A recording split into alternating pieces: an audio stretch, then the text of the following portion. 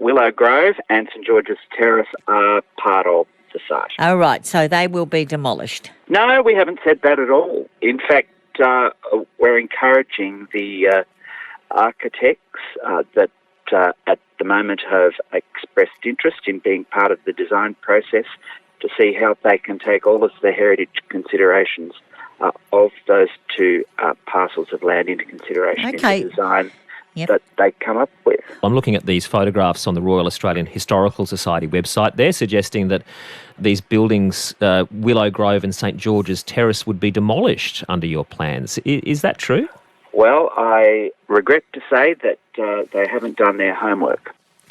Well, were the architects encouraged to try and retain Willow Grove on the site for the new Powerhouse Museum? It seems not. Yeah, we're hearing this morning that the Stage 2 design brief prepared by Create New South Wales, which was finally released on Monday, did not push for the retention of the villa. It instead urged designers to consider its removal. The quote in the paper, "To enable the best museum outcome and support the civic link, we are requesting all submissions consider the removal of Willow Grove, should it be required," the brief said. But the one thing, I guess, that's bobbed up here is who told what to who. I mean, has been told in this particular saga, and that's what the Premier is being accused of this morning by the opposition leader, Jodie McKay. Well, it's pretty clear that both the Premier and the Minister lied.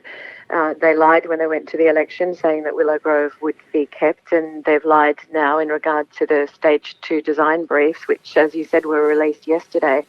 The Premier stood in that Parliament and answered a question we asked her on February 6th, and she said that there was nothing about what she said that left us with any belief that this was a lie, let me say that.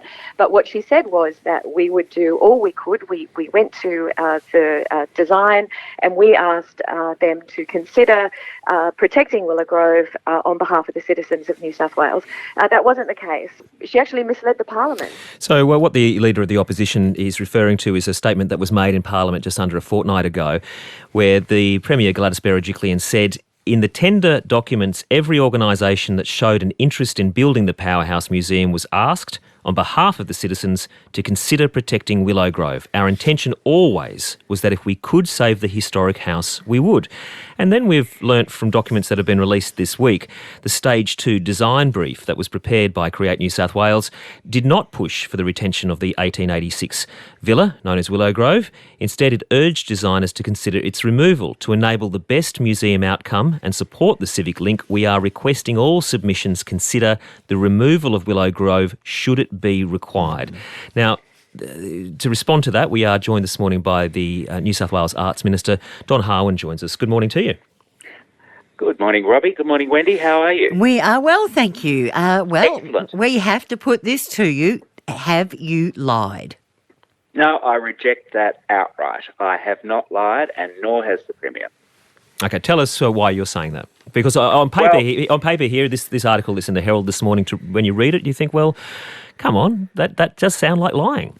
Well, it's a monumental beat-up, frankly. As each step goes, we're told, just relax, don't be silly, we're saving it, you're wrong, which is like a really big slap in the face to us every time that this happens, that Western Sydney's just treated like fools.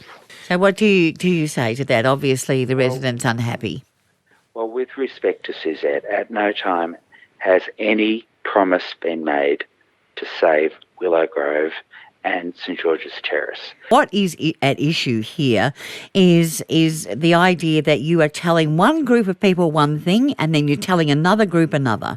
Like you're telling the public and the citizens of Parramatta that every endeavour will be made to encourage the retention of these historic buildings, and then you are behind their back telling architects that they should look at demolishing those buildings. I think, with respect to you, that just demonstrates that what's being said right now, what was in the Sydney Morning Herald this morning, is wrong.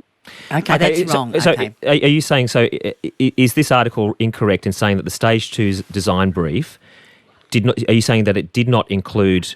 No, what I'm saying is that the Stage 2 design brief made very clear that heritage considerations were to be taken that were to be taken into consideration, and that it was open to the architects to either keep or not keep those buildings. I'm sure we will chat about it again. Thank you very much for your time this morning. Thank you. Good on you. New South Wales Arts Minister Don Harwin and his response to, well, the article that's in the Herald this morning, but of course also the allegations put by the opposition leader Jodie McKay earlier this morning that the Premier had essentially misled Parliament. Well, you heard there the minister say that the article in the Sydney Morning Herald is wrong.